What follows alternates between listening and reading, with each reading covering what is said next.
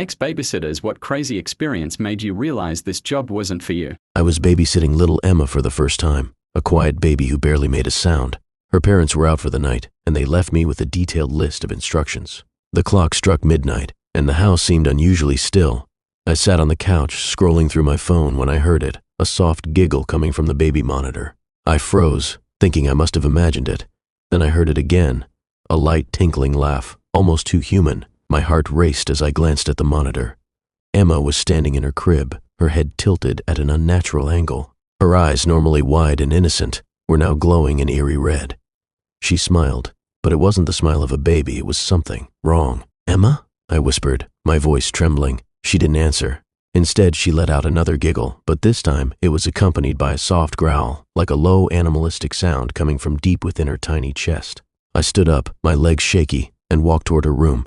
As I opened the door, I saw her crawling on all fours, her tiny body moving unnaturally fast.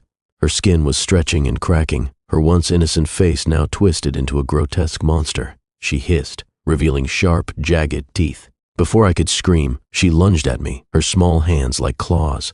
The lights flickered, and in that brief moment, the room seemed to warp around me, her face twisted into something monstrous, a grotesque parody of the innocent baby I'd once seen. I turned, my heart pounding in my chest, and bolted out of the room, not daring to look back. I raced down the hallway, my breath ragged and panicked.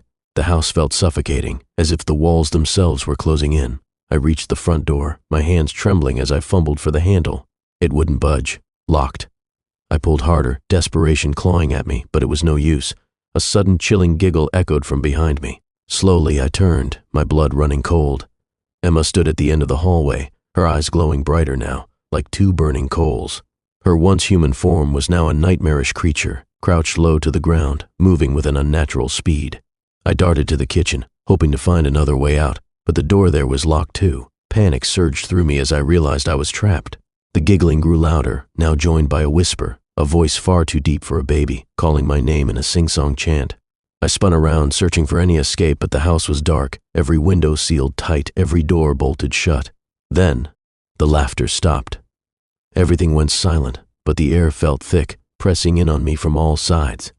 And then I saw it, her tiny, monstrous figure emerging from the shadows, inching closer, the sharp glint of her teeth catching the faint light as she grinned. My only thought was to run, but with nowhere to go, I realized with a sickening certainty that I wasn't leaving this house tonight.